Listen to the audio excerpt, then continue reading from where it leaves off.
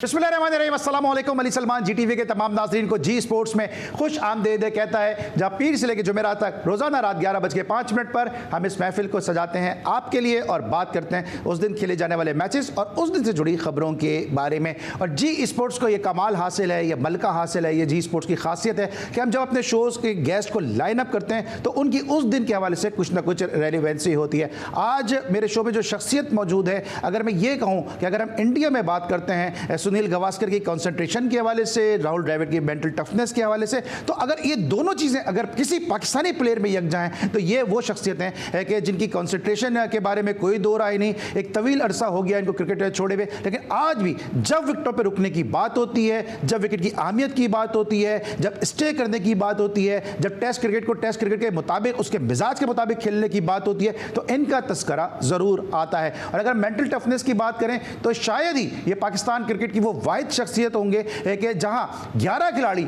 इनको ग्राउंड में आउट करने के लिए खड़े होते थे, वहीं जो 10 खिलाड़ी जो ड्रेसिंग रूम में होते थे वो भी ये चाहते थे कि कहीं ना कहीं ये नाकाम हो जाए ताकि इनका कैरियर जो है वो आगे ना बढ़ सके। लेकिन शाबाश है एक बड़ी फैमिली के, एक बड़े सपूत को, एक बड़े नाम को कि जो आज अपनी सालगिरह भी सेलिब्रेट कर रहे हैं। और यही वजह है कि आज के शो में हमारे साथ पाकिस्तान की मिस्टर वॉल मौजूद हैं। Happy birthday to you Shoaib Mohammad साहब। आपने हमारे मोन्टाज के जरिए अंदाज़ा लगा लिया होगा कि जिस तरह मैंने प्रोग्राम की इब्तिदा में कहा, इनकी कंसंट्रेशन, इनके मेंटल टफनेस के हवाले से एक बड़ी फैमिली के बड़े सपूत और अभी पब्लिक स्कूल जो हॉकी के खिलाड़ियों को प्रोड्यूस करने के लिए मशहूर है, जहाँ से एक से मिलकर एक पाकिस्तान को हॉकी का प्लेयर मिला है। अगर मैं गलत नहीं हूँ तो वहाँ से सिर्फ 2 ऐसे प्लेयर आए कि जिन्होंने क्रिकेट में बहुत ज़्यादा अपना नाम पैदा किया।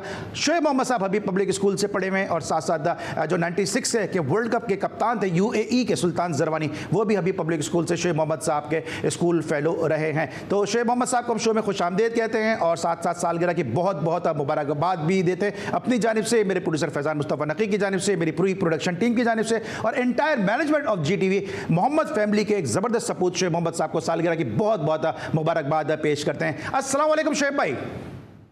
वालेकुम सलाम अली, इतना जबरदस्त सारा आपने नक्शा खींचा, इंट्रो दिया। I am so grateful to you and the whole team in fact कि जिन्होंने सारा ये ग्लिम्पसेस मुझे तो पूरा इतने साल पहले ले गए आप, और वो सेंचुरी का जो तोहफा आपने आज वापस से दे दिया, तो इससे ज्यादा और खुशी नहीं हो सकती। शोएब भाई, हमारे लिए ऑनर होता है कि जब आप हमारे साथ शो में होते हैं, सादिक मोहम्मद साहब होते हैं, मुश्ताक मोहम्मद साहब होते हैं, या कोई भी सीनियर प्लेयर होते हैं जो अपनी आप मोहब्बत का इजहार करते हैं, मेरे सीनियर जर्नलिस्ट मेरे साथ शो का हिस्सा बनते हैं। हम सब तहे दिल से जो है, हमारी पूरी प्रोडक्शन टीम, हमारी पूरी मैनेजमेंट तहे दिल से आप सबकी मशकूर है, क्योंकि आप सबके ताउन के बगैर, मोहब्बत के बगैर, शफ़क़त के बगैर ये शो जो है वो कामयाबी की मनाजिल तय कर नहीं सकता था। दिसंबर शोएब मोहम्मद साहब के वालिद साहब लिटिल मास्टर हनीफ मोहम्मद साहब जो 21 दिसंबर उनके हवाले से बड़ा तारीख़ दिन है। फिर 22 दिसंबर को वजीर मोहम्मद साहब अपनी सालगिरह को सेलिब्रेट करते हैं। तो दिसंबर जनवरी मोहम्मद फैमिली के लिए 2 बड़े ज़बरदस्त महीने हैं कि जहाँ पे इतने बड़े बड़े क्रिकेटर्स पैदा हुए हैं। मजीद बात करेंगे शोएब भाई से, लेकिन सबसे पहले प्राइम का फॉर्मेट आज की टॉप स्टोरीज। चैंपियंस ट्रॉफी की तैयारियां भरपूर अंदाज में जारी। कज़ाफी स्टेडियम और नेशनल स्टेडियम मेजबानी के लिए मुकम्मल। PCB ने सैफ अली की वनडे सीरीज को मुल्तान से लाहौर और कराची मुंतकिल कर दिया। मैं मुकम्मल फिट हो चुका हूं और चैंपियंस ट्रॉफी में एक्शन में हूंगा, Fakhar Zaman. Wicket keeper Hasibullah unfit होकर वेस्टइंडीज के खिलाफ टेस्ट सीरीज से बाहर हो गए। यूनुस खान अफगानिस्तान क्रिकेट टीम के मेंटोर मुकर्रर। साबिक कप्तान चैंपियंस ट्रॉफी में अफगान टीम के साथ बतौर मेंटोर काम करेंगे। कौमी क्रिकेटर साइम अय्यूब इलाज के लिए लंदन पहुंच गए। प्रेसिडेंट ट्रॉफी ग्रेड 1 टूर्नामेंट का आगाज, पहले दिन कासिम अकरम, मुबस्सिर खान और दानिश अजीज की सेंचुरियां। न्यूजीलैंड क्रिकेट टीम के कप्तान मार्टिन गिप्टिल ने इंटरनेशनल क्रिकेट से रिटायरमेंट का ऐलान कर दिया। इस्लामाबाद में मीडिया क्रिकेट लीग शुरू। GTV न्यूज की टीम का टूर्नामेंट में शानदार आगाज। जनाब, आज ये थी आज की टॉप स्टोरीज और टॉप स्टोरीज में आपने देखा कि GTV न्यूज़ की जो टीम है उसने बड़ा शानदार आगाज़ किया इंटर मीडिया क्रिकेट टूर्नामेंट में। हमारी बेस्ट विशेष जो है वो GTV न्यूज़ की टीम के साथ हैं। इसी तरह कामयाबी हासिल करें और इसी तरह अपने शो में आपकी खबरों को हाईलाइट करते रहेंगे। लेकिन साथ साथ जहाँ सालगिरह की हमने मुबारकबाद दी, वहीं शोएब मोहम्मद साहब के जो PIA के फेलो हैं, इनके जो साथी क्रिकेटर हैं साजिद खान साहब, उन्होंने भी शोएब भाई को सालगिरह की बहुत बहुत मुबारकबाद दी है। तो thank you so much Shoaib भाई की जानिब से। शोएब भाई, वक्त का में मुकाबला सख्त है, आज आपकी बर्थडे भी है, मुझे पता आपकी फैमिली इंगेजमेंट्स भी हैं, ये जो आप साउथ अफ्रीका का टूर आपने पाकिस्तान की टीम के साथ किया है, सबसे पहले तो जिस अंदाज से पाकिस्तान की टीम वहां पे खेली है उसको किस तरह से आप देखते हैं कि आपको लगता है कि टेस्ट क्रिकेट के मिजाज के मुताबिक पाकिस्तान का टीम सिलेक्शन था, और क्या उसको टेस्ट क्रिकेट के तौर पे इन्होंने खेला है? अली, उसमें कुछ 3-4 प्लेयर तो मुझे बहुत ज्यादा पसंद आए, जिसके अंदर ये अजान, रियाज और हारून और इस तरह के 3-4, हम शाहजेब ने बड़ी अच्छी, जो अभी दुबई में भी उसने सेंचुरीज वगैरह की। इस तरह कुछ 4-5 प्लेयर तो बहुत अच्छे, जो इस तरह का पोटेंशियल नजर आ रहा है। लेकिन कुछ प्लेयर्स उसके अंदर मैं समझता हूँ उनसे बेहतर शायद प्लेयर आ सकते थे पाकिस्तान अंडर-19 टीम के अंदर। लेकिन ये कि उनको जो बेसिक्स हैं वो और ग्राइंड करानी पड़ेंगी, और उनका मिजाज उस तरफ इंक्लाइंड है जिस तरह पाकिस्तान के दूसरे प्लेयर्स खेलते हैं। अगर इनको अच्छा करना है तो इनको वो मेंटल अप्रोच वो देना पड़ेगा कि how to occupy the crease for longer. और वो चीज पाकिस्तान के अभी इस टेस्ट में भी आप देखें कि निकल के मुंह उठा के मार के आउट अगर हो रहे हैं, या इतनी गेंद बाहर है आउटसाइड द ऑफ स्टंप, उस पे आप फ्लैश कर रहे हैं, every now and then beat भी हो रहे हैं, and yet you are getting out, तो it's not on. That's not about not test cricket really. ये T20 के शॉट जो हैं वो T20 में अच्छे लगते हैं, बट और कभी एक प्लॉय होता है, एक ब्रेक करने का बॉलर की लेंथ और लाइन को, एक फेज आता है कि अगर बहुत अच्छा गेंद कर रहा है तो उसको किल करने के लिए आप इस तरह की प्लॉयज इस्तेमाल करते हैं, ट्रिक्स जो आपने प्रैक्टिस की हो, जिसके ऊपर आप मास्टर हो चुके हुए हो, देन ओनली आप उसको अप्लाई करें। अगर नहीं मास्टर हुए, हमारे प्लेयरों के जो शॉट्स हैं वो ज्यादातर जो हवा में मारते हैं वो ज्यादा ऊंचे ज्यादा जाते हैं, डिस्टेंस कवर कम करते हैं, तो उसमें आउट होते हैं या बोल्ड हो गए या पीछे आउट हो जाते हैं। अब अगर जैसे मैक्सवेल की मिसाल है, या कॉन्स्टेंस जो अभी नए ऑस्ट्रेलिया के जो बैट्समैन ओपनर आए हैं, उन्होंने इतनी प्रैक्टिस की हुई है कि वो एट विल एंड डिजायर उसी बॉल को, जो रिवर्स शॉट की बात कर रहा हूं, अगर इतना मास्टर आपने कर लिया है तो कभी आप उसको अप्लाई कर सकते हैं। लेकिन हमारे प्लेयरों में तो वो मास्टरी वाला इम्पैक्ट जो है वो तो कभी नजर नहीं आया। लेकिन but yet they are all trying to hit those shots and yet getting out at the same time, तो उससे पाकिस्तान की टीम को डेंट पड़ता है। और फिर cricket does not come easy, does not come overnight, इसमें टाइम लगता है। तो अंडर-19 के प्लेयर ऐसे हैं इस वक्त, उनको अगर सही तरीके से समझाया जाए, सिखाया जाए हाउ टू गो अबाउट, किस तरह longer version of the game के अंदर किस तरह टाइम भी किल करना होता है, उसमें सिंगल डबल्स के ऊपर अप्लाई करना पड़ता है, फिर जाके टेस्ट क्रिकेट आती है। हमेशा दुनिया में आप ज्यादातर प्लेयर देखें, जैसे मियादाद साहब की मिसाल ले लें कि शुरू में आए, निकल के भी उनका कमांड बहुत थी, चौके छक्के भी मार लेते थे, आउट भी नहीं होते थे। लेकिन बाद में क्या, सिंगल डबल, जो अच्छा लूज बॉल है उसके ऊपर चौका, उन्होंने क्यों अपना गेम चेंज किया, जबकि तो उनको तो पहले दिन से चौके छक्के मारने आते थे। तो बात यह है कि इंसान सीखता है, तो दूसरों से भी तो इंसान सीखता है, देख के भी सीखता है। आजकल तो यूट्यूब में शेख भाई, आपने जब, मैं वही बात करूंगा, जब आपने साउथ अफ्रीका का टूर किया था उस वक्त के जमाने से, और अगर अभी पिचेस का कंपेयर करते हैं तो आपको नहीं लगता कि मोर बैटिंग फ्रेंडली पिचेस हो गई हैं? उस जमाने जब आप गए थे टूर पे, पाकिस्तान वहां पे 43 पे भी आउट हुआ, पाकिस्तान की बैटिंग ने वहां पे स्ट्रगल किया against South African pace bowling. अब थोड़ी पिचेस आसान होंगी, उसके बावजूद हम सर्वाइव नहीं कर सकते। वही बात है ना, फिर पिच आप को कोई भी दे दी जाए, अगर आपका मेंटली स्विच्ड ऑन नहीं है आप यहां से, और आप अगर मुश्किलात है तो उसको कन्फ्रंट करने का आपका जो, you got to be stronger at the knees, mentally physically आप ज्यादा स्ट्रॉन्ग हो, उसको फाइट आउट करना पड़ता है। वो 15-20 मिनट का टाइम पीरियड होता है जिसके अंदर मुश्किलात आती हैं, उसके अंदर आपने भी कुछ फेस करनी है। अगर एक बॉलर है अच्छा स्पेल कर रहा है, 5 ओवर का ही करेगा ना, कोई 10 ओवर तो नहीं कर जाता है। ज्यादातर दुनिया के फास्टेस्ट बॉलर जो है वो 4 से 5 ओवर का, तो 5 ओवर के अंदर आपने भी तो फेस करनी है और सामने वाले ने भी फेस करनी है। तो आपके हिस्से में 10 या 15 बॉलें या 12 बॉलें ही आएंगी, उन 10-12 बॉलों के इम्पैक्ट की वजह से आप फॉल स्ट्रोक में अपने आप को इंडल्ज कर लेते हैं, अपने आप को फंसा लेते हैं मेंटली पहले ही, और फिर वो कोई निकल के शॉट मार के कि जी मैं इसको बॉल फाड़ दूंगा या ग्रास जला दूंगा, ऐसा नहीं होता क्रिकेट के अंदर। दुनिया के जो जितने ग्रेट प्लेयर्स, द्रविड की मिसाल आपने अभी दी, बहुत लारा, सचिन और हमारे इंतजाम और सईद अब्बास और तमाम ये प्लेयर, ये सारे क्लास एक्ट प्लेयर नीचे खेल के स्कोर, और दुनिया में आज उनका नाम है। हवा में खेल के दुनिया में नाम करना किसी का भी नहीं होता। तो शोएब भाई, क्या लगता है आपको कि नया बॉल हमारे जो टॉप ऑर्डर इनको सी ऑफ करना नहीं आता, या इनको कोई मेंटल ब्लॉकेज है, या इनको सिखाने वाले, अब शाहिद असलम जैसे लोग जो बॉल को थ्रो करते थे वो उनके ऊपर बहुत तनकीद हो रही है कि उन पाकिस्तान में इतने बड़े बड़े नाम हैं, आप समेत हैं, यूनुस खान ने भी उनको मेंटोर बनाया, ज़हीर अब्बास साहब हैं, और भी बहुत बड़े बड़े नाम हैं जो बैटिंग कंसल्टेंट बन सकते हैं, लेकिन एक बॉल थ्रो करने वाले को आपने बना दिया तो मेंटल ब्लॉकेज है, सीखने में मसला है, सिखाने वाले में मसला है।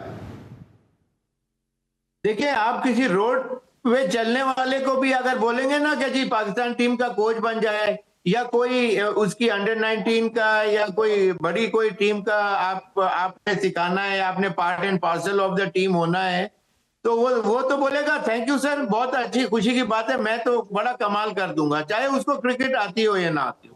ये बात होती है टॉप गन्स जो बैठे हुए कॉरिडोर हेल्म अफेयर्स में जो लोग हैं उनके हाथ के अंदर होता है। यहाँ पाकिस्तान के अंदर ज्यादातर ये होता है कि वो लोग हैं जिन्होंने खुद they had been failures in their life time while playing cricket.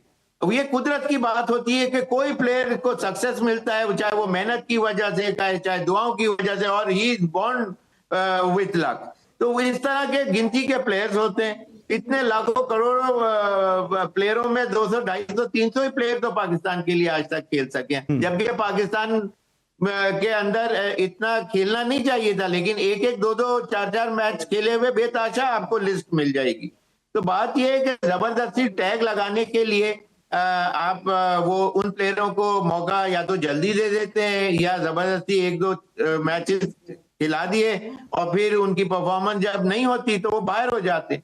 तो इस किस्म से पाकिस्तान क्रिकेट टीम को, अंडर 19 को, शाइन्स को डेंट पड़ता है, और उसका नुकसान फिर it goes a long way, और जिसका सारा फिर कौम सल्क करती है कि यार हमारी टीम हार गई, मैच जीता हुआ था, या थोड़ी देर और खेल लेते, या ये शॉट गलत नहीं खेलते।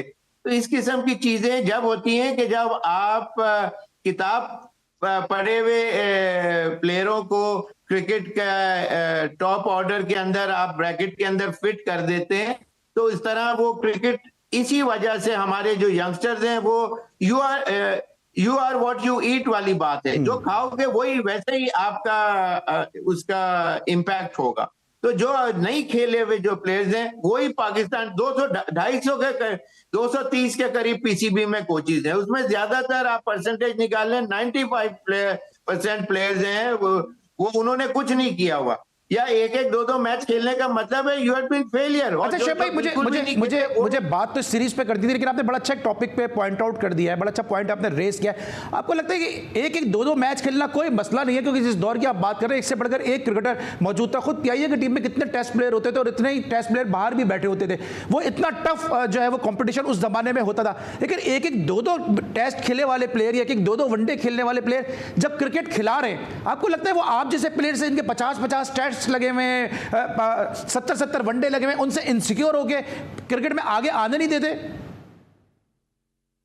वो इसीलिए नहीं आने देते, इसलिए कि जो ज्यादातर बोर्ड के टॉप ऑर्डर के जो लोग होते हैं उनको वो गलत फीडिंग होती है, ठीक है, और उनका वो एक ट्राइका है, एक ग्रुप ऑफ प्लेयर्स हैं कि अगर उनसे अच्छे कोई सुपीरियर माइंडसेट के जब लोग आएंगे तो उनकी वैल्यू कम हो जाएगी, और वो अपने जो भी नया पीसीबी का हेड आता है उसको वो इस तरह की फीडिंग कर देते हैं कि वो they don't want to look any further, और फिर वो उन्हीं लोगों के ऊपर रिवॉल्व अराउंड करते हैं, और उनकी बातें जो आज, इसलिए कि वो उनके ग्रुप ऑफ जो प्लेयर्स हैं कभी वो थोड़े दिन के लिए तो बाहर हो जाते हैं, लेकिन घूम फिर के वापस वो आ जाते हैं।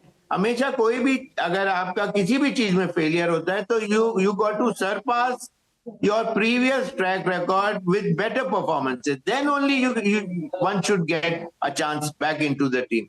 अब जैसे वकार यूनुस की, सॉरी टू से, मिसाल देनी पड़ती है कि वो फेलियर रहा दोनों तीनों दफा, लेकिन फिर उसको पहली दफा के बाद भी फिर वापस ले लिया, फिर वापस ले लिया, और फिर जब समझ आई तो फिर वापस हटा दिया गया, या वो खुद ही हट गए इस तरह लास्ट वाले के।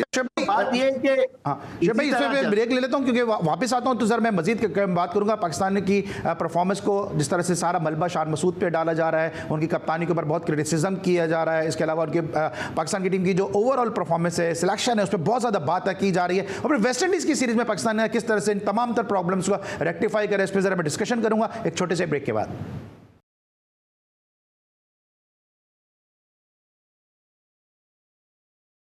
Welcome back after the break. और ब्रेक पर जाने से पहले हम डिस्कस कर रहे थे पाकिस्तान टीम के मसाइल हैं क्या, और बड़ी कॉम्प्रिहेंसिवली डिस्कस किया शोएब मोहम्मद साहब ने कि पाकिस्तान टीम में क्या मसले मसाइल चल रहे हैं। और मैंने प्रोग्राम की इब्तिदा में कहा था कि दिसंबर और जनवरी ये दो ऐसे महीने हैं कि जो मोहम्मद फैमिली के लिए बड़े यादगार हैं। 21 दिसंबर और हनीफ मोहम्मद साहब के हवाले से, 22 दिसंबर वजीर मोहम्मद साहब के हवाले से, आज 8 जनवरी को हम शो कर रहे हैं शोएब मोहम्मद साहब के हवाले से, और 11 जनवरी को वो मार्कतुल आरा इनिंग खेली गई जिसने पाकिस्तान का नाम जो है रिकॉर्ड बुक में लिखवाया। 499 रन की इनिंग थी जो हनीफ मोहम्मद साहब ने खेली थी KPI ग्राउंड में, और जिसके नतीजे में जो है पाकिस्तान का नाम रिकॉर्ड बुक की जीनत बना, और एक तवील अरसे तक जो है रिकॉर्ड रहा। उसके बाद उस रिकॉर्ड को ग्रैम हिक ने जो है वो फिर ब्रेक किया था। तो यकीनी तौर पे जब 11 जनवरी का हम शो करेंगे तो उसमें इस इनिंग के हवाले से भी बात करेंगे। लेकिन शोएब भाई जरा वापस आते हैं पाकिस्तान टीम के मामलात के हवाले से कि जो भी चेयरमैन आता है वो ये कहता है कि मैं जो है पाकिस्तान क्रिकेट में बेहतरी कर दूंगा, मैं पाकिस्तान क्रिकेट में सुधार लेकर आऊंगा। लेकिन बड़े अफसोस की बात यह है कि टीम वो वही रखता है जो गुज़िश्ता 4 चेयरमैन के साथ चलती चली आ रही है।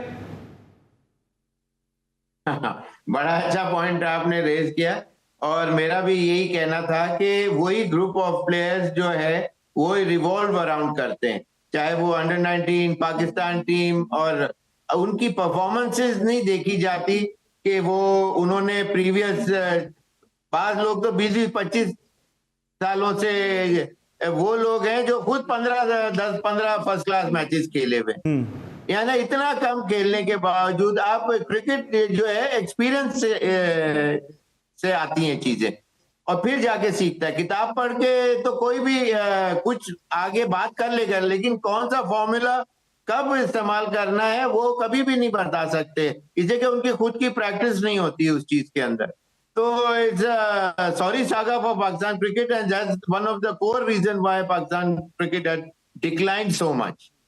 सही है शोएब भाई, अब शान मसूद की कप्तानी को किस तरह एनालाइज करेंगे, क्योंकि शान पे बहुत ज़्यादा क्रिटिसिज्म हो रहा है। कल भी मैं बात कर रहा था कि क्या शान को कप्तानी करने दी जा रही है, या आपको लगता है कि बस उनमें इतना ही फ्लेयर था कि जितना उन्होंने शो किया, शायद उनमें पोटेंशियल नहीं कप्तानी का, जिसका कॉस्ट जो है वो पाकिस्तान को भुगतना पड़ रहा है। अली देखो, बात ये है, सबसे मेजर कोर बात ये है कि क्या कोई ऐसा प्लेयर बाहर बैठा हुआ है या विद इन द टीम है कि जो वो 180 डिग्री इसी टीम के अंदर एज इट इज जो खेल रहे हैं, जिस स्टाइल से खेल रहे हैं, जो उनके पास पोटेंशियल है, क्या वो 180 डिग्री अपना चेंजेस ला सकता है कोई पाकिस्तान टीम के अंदर, या कोई ऐसा कोच, कैप्टनसी तो छोड़ो, क्यों कोई कोच ऐसा कुछ नहीं हुआ। आप किस ब्रीड के, किस मेटल के बने हुए हैं, मेन चीज ये है। पहले अंदर से आपको मजबूत होना पड़ता है, फिर आपका जो रिफ्लेक्शन है वो दुनिया को नजर आती है। तो वो आप कितने स्ट्रांग हैं mentally, physically, technically, fitness wise, ये तमाम चीजें पहले अंदर आपके अंदर होनी चाहिए। वो चीजें हमारे प्लेयरों में एज सच नहीं है। आप उसका ट्रैक रिकॉर्ड, कोई भी जो मैं बात कर रहा हूं उसका ट्रैक रिकॉर्ड उठा के देख लें उस चीज का, कि क्या सक्सेस स्टोरी दुनिया के जो टॉप प्लेयर्स होते हैं उसी तरह है या उस तरह से नहीं है, तो आपको खुद आंसर मिल जाएगा। शान मसूद रीजनेबली अच्छे प्लेयर हैं, अच्छे कैप्टन हैं, और परफॉर्मेंसेस उनकी 5-6 मैचेस जो शायद शुरू में खेले, मेरा ख्याल से वो हारे, लेकिन टीम का भी तो इम्पैक्ट होता है। फिर कोच जो दुनिया का बेस्ट हाईएस्ट पेड कोचेस आप लेके आते हैं, क्या उनकी कोई से नहीं होती कि सिर्फ कैप्टन के ऊपर डाल दिया जाता है? तो ऐसी ऐसी बात, दो बातें नहीं करनी चाहिए। अगर बात करनी है तो कोर पॉइंट पे आप करें कि हाँ जी ये डिसीजन किसका था, कि कैप्टन अंदर तो इस्तेमाल करता। शुभ भाई एसेंस क्या लूं, क्या शान को कंटिन्यू करना चाहिए? मीटिंग्स के अंदर जो डिस्कशन होता है क्या वो इम्प्लीमेंट नहीं होता? अगर नहीं होता तो कोच को चाहिए ना कि बोलेगा जी मैंने तो उसको ये बताया था, लेकिन ये कि वो उस तरह से अप्लाई नहीं कर सका। कोई हिंट ही दे दे, डायरेक्ट ना बोले कि भाई मेरे सजेशन बहुत अच्छी थी, शायद सक्सेसफुल होती और अभी डिजास्टर हो गया। तो जब किसी शान के ऊपर ब्लेम गेम डालना है तो शान के ऊपर डाले जा रहे हैं और कोच का कोई जैसे से ही नहीं है, तो ये बात गलत है। दोनों के ऊपर किसकी से ज्यादा है, किस वक्त, जैसे फुटबॉल के अंदर स्ट्रिंग की तरह वो चलाता है फुटबॉल का एक मैनेजर या कोच जो होता है। क्रिकेट में उस तरह से नहीं है, इसलिए कि सेंटर के अंदर आपके चेंजेस देयर एंड देन बात करने पड़ते हैं। सर वही सवाल मैं रिपीट कर रहा हूं, एसेंस क्या लूंगा आपकी इस गुफ्तगू से, क्या उनको कंटिन्यू करना चाहिए वेस्ट इंडीज के खिलाफ? बिल्कुल करना चाहिए। अभी उसकी एज अ बैट्समैन अभी सेंचुरी की इतनी जबरदस्त, और जो पांच मैचों के अंदर वो क्लोज आए, लेकिन सर उठा के मार के आप आउट हो रहे हैं, तो उसमें क्या शान मसूद बल्ला पकड़ ले या कोच आके बल्ला पकड़ ले? प्लेयर्स के ऊपर कब आप ब्लेम करेंगे? ये भी तो सोचने की बात है। लेकिन सर जिस तरह पहले टेस्ट मैच में 2 पाकिस्तान को आउट करने थे, किसको लेके आओगे? नहीं, लेकिन जिस तरह पहले टेस्ट मैच में कौन मास्टरमाइंड है? मास्टरमाइंड पीछे कितने लोग बैठे हुए हैं? ऐसा नहीं है यार। भाई ठीक है शुएब भाई, लेकिन जिस तरह पहले टेस्ट मैच में पाकिस्तान को सिर्फ 2 विकेटें चाहिए थी और रबादा और यानसन जो है वो रन्स कर गए, उस वक्त बहुत ज्यादा तनकीद की जा रही है कि बॉलिंग चेंज नहीं की उन्होंने, स्पिनर्स को इंट्रोड्यूस नहीं किया, क्योंकि हम माजी में देख चुके हैं कि आपको भी बहुत स्पिनर यूज किया जाता रहा है। इसी तरह सलमान आगा वही रोल प्ले कर रहे हैं जो आप और आसिफ मुस्तफा पाकिस्तान टीम में करते थे। ना सलमान आगा को गेंद दी, ना साइम अयूब को गेंद दी, ना कामरान गुलाम को गेंद दी, ना सऊद शकील को बॉल दी। ये 4 ऑप्शन तो थे ना आपके पास उस वक्त। बिल्कुल, लेकिन बात एक और यह है कि पिच की जो रीडिंग है ना, वो भी हमारे प्लेयरों या हमारी मैनेजमेंट में इतने एक्सपीरियंस प्लेयर नहीं है। अब लिटिल मास्टर हनी मोहम्मद को नहीं ला सकते कि पिच रीड करने के वो मास्टर थे और दुनिया मानती थी।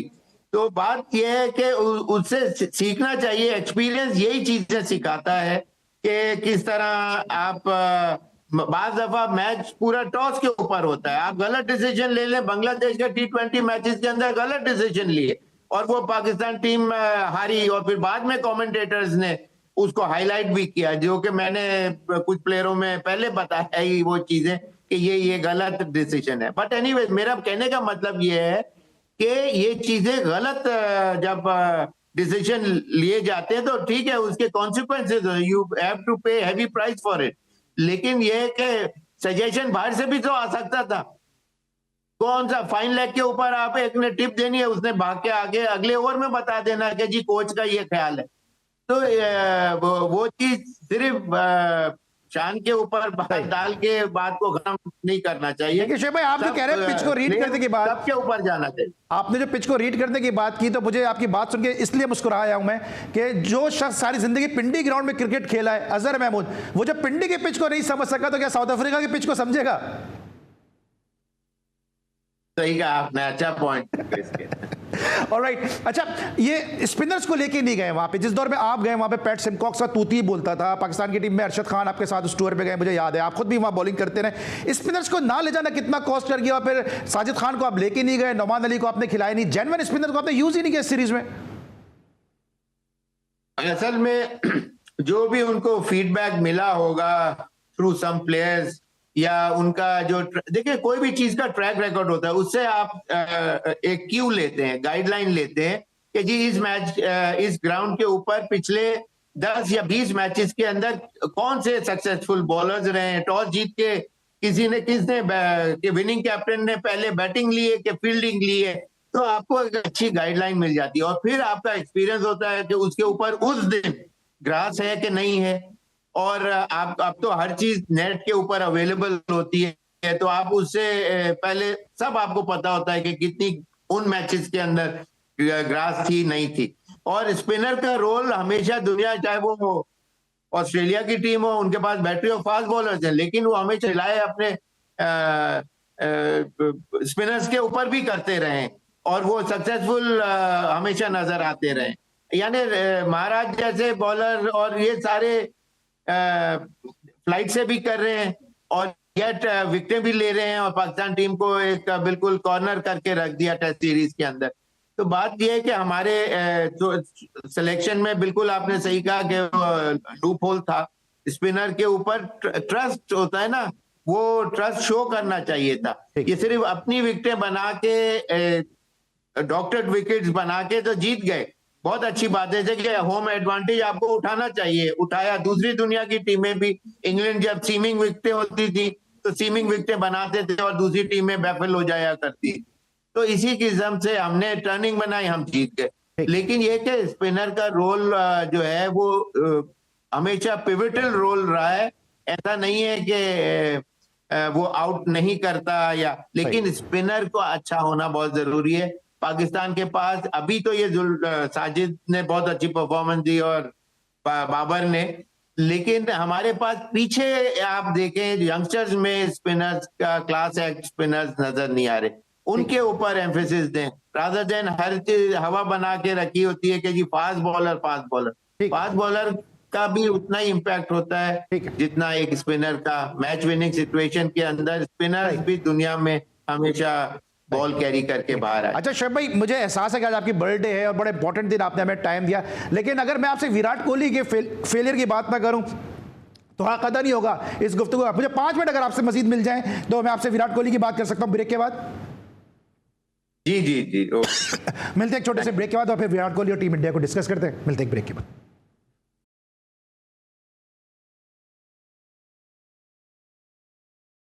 Welcome back after the break. और ब्रेक पर जाने से पहले हम डिस्कशन कर रहे थे शान मसूदी कप्तानी के हवाले से, पाकिस्तान की प्लानिंग के हवाले से। वक्त महदूद है शोएब भाई, आप T20 के प्लेयर तो नहीं है लेकिन T10 में आपके साथ खेलना चाहूंगा जल्दी जल्दी। साइम अय्यूब के हवाले से कुछ बताइएगा, क्योंकि आपकी जेर तरबियत रहे वो कई अकेडमी से खेले हैं वो, और उसके बाद पाकिस्तान टीम में अभी उनको सईद अनवर से जो है रिजेम्बलेंस दी जा रही है। जी हाँ, साइम बहुत आउटस्टैंडिंग, हमारे साथ 8 साल क्रिकेट अकेडमी में थे और मैं उनको टाइम टू टाइम देखता था और कुछ जब मौका मिलता था तो कुछ बातें डिस्कशन बिल्कुल उसमें वो होते थे। हाईलाइटेड प्लेयर ही होते थे कि सारे कोचेस बताते थे कि इस प्लेयर को देखें, ये बहुत अच्छा इसका पोटेंशियल है, और उसके गट्स वगैरह, और शुरू से एक कॉन्फिडेंट पॉजिटिव एटीट्यूड और लॉन्गिंग फॉर समथिंग एक्स्ट्रा। तो वो चीज जब इंसान के दिल दिमाग में इस तरह से होती है तो फिर वो उसको कुदरत से सक्सेस भी मिलती है और आउटस्टैंडिंग परफॉर्मेंसेज अभी उन्होंने दी, मुझे बहुत खुशी हुई। ठीक है सर, विराट कोहली का जरा इशू बताइएगा, क्योंकि बाहर जाने वाली गेंदों को जिस तरह से आप लेफ्ट किया करते थे, विराट कोहली उन्हीं गेंदों को हमें चेस करते हुए नजर आते हैं। इवन अगर आप 99 पे भी होते थे तो पूरे ओवर्स आप मेडन खेल जाते थे, कोई जल्दी नहीं होती थी कि 100 करना है। देखिए अली, इसके अंदर बात यह है कि वो बहुत one of the greatest players में से हैं, इसमें कोई शक नहीं। उनकी परफॉर्मेंसेस स्पीक्स फॉर इटसेल्फ। दूसरी बात यह है कि कोई बाज प्लेयर, बल्कि बाज प्लेयर नहीं, दुनिया का हर प्लेयर उस शॉट के ऊपर आउट होता है जिसके ऊपर उसको सबसे ज्यादा स्कोर भी मिलता है। इयन चैपल थे, हुक शॉट बहुत अच्छा खेलते थे, लेकिन हुक शॉट पे आउट भी काफी दफा वो होते थे। तो इसी तरह जो कवर या पॉइंट का जो एरिया है, उनके अंदर जो इनर कॉन्फिडेंस है, वो इंसान समझता है कि ये वही बॉल है, या उसी तरह मैं इसको एक्सिक्यूट कर लूंगा जो इनटू अ बाउंड्री, जो मैं मेरी सेंचुरीज जो बनाई है बहुत सारी उसके अंदर। लेकिन हर दिन की टाइमिंग जो होती है वो फर्क होती है। आपका हैंड एंड आई कोऑर्डिनेशन में 19-20 का फर्क होता है। शुरू में वो नहीं होता जो बाद में आता है, या 40-50 रन करके आता है, कॉन्फिडेंस लेवल बढ़ता है। पिच टू पिच वेरी करती है बात। बॉलर की स्ट्रेंथ, उसकी कलाई और उसकी हाइट, उसके अंदर एबिलिटी जो है कुदरत ने दी हुई जो होती है, उसका फर्क होता है। फिर जैसे मैंने कहा, पिच खासतौर पे ऑस्ट्रेलियन विकेट, अब 4-5 दफा वो स्लिप के अंदर आउट हुए। अगर वही बॉल थोड़ा सा और नीचे होती मतलब उसके हाइट बाउंस के अंदर अगर लेट्स सपोज 8 इंचेस का फर्क होता, वही बॉल नीचे होता, that would have turned into a boundary rather than getting out in through slips area या caught behind या तरह। तो ये बात ये है कि वो उनको इस चीज का ऑफकोर्स बिल्कुल इल्म जरूर होगा, लेकिन कॉन्फिडेंस लेवल जब सेंचुरी उन्होंने एक की जो उससे और बढ़ गया होगा, और उसके बाद उन्होंने सोचा होगा मेरे और यही शॉट्स लगते रहेंगे। लेकिन ऑफ कोर्स जो दुनिया के बेस्ट प्लेयर होते हैं उनका एक टाइम पीरियड आता है कि जिसके अंदर वो थोड़ा सा डिक्लाइन पे होते हैं, but they are such players, such breed of players, ये हमेशा बाउंस बैक करते हैं, वो एक हीरोइक परफॉर्मेंस आती है, रेस्ट इज ऑल हिस्ट्री। तो विराट कोहली के साथ भी मैं समझता हूँ यही सीन रहा कि वो रादर देन वो सिंगल डबल के ऊपर कंसंट्रेट करते, वो बाउंड्रीज के ऊपर उनका कॉन्फिडेंस लेवल ज्यादा होने की वजह से, specially due to that particular century what he made, 10 inning के 190 के, लेकिन उसमें भी एक सेंचुरी है। तो बात यह है कि वो उधर से थोड़ा सा उन्होंने असेसमेंट में फर्क आ जाता है टाइमिंग में, जो इनके साथ हुआ, मेरा अंदाजा है। ठीक है, thank you so much Shoaib Mohammad साहब, हमारे साथ आज आप मौजूद थे, और एक दफा फिर जाने से पहले आपको बहुत बहुत मुबारकबाद। ऐसी कई सालगिरह आप सेहत, सलामती, तंदुरुस्ती और अपने प्यारों के साथ सेलिब्रेट करते रहें। Once again thank you so much for being with us on your special day और योर स्पेशल ओकेजन, और GTV जो है वो आपकी खुशियों में बराबर का शरीक है। आज के लिए बस इतना ही। अली सलमान को, पूरी प्रोडक्शन टीम और बर्थडे बॉय शोएब मोहम्मद साहब के साथ इजाजत दीजिए। अपना बहुत ख्याल रखिए। अल्लाह हाफिज।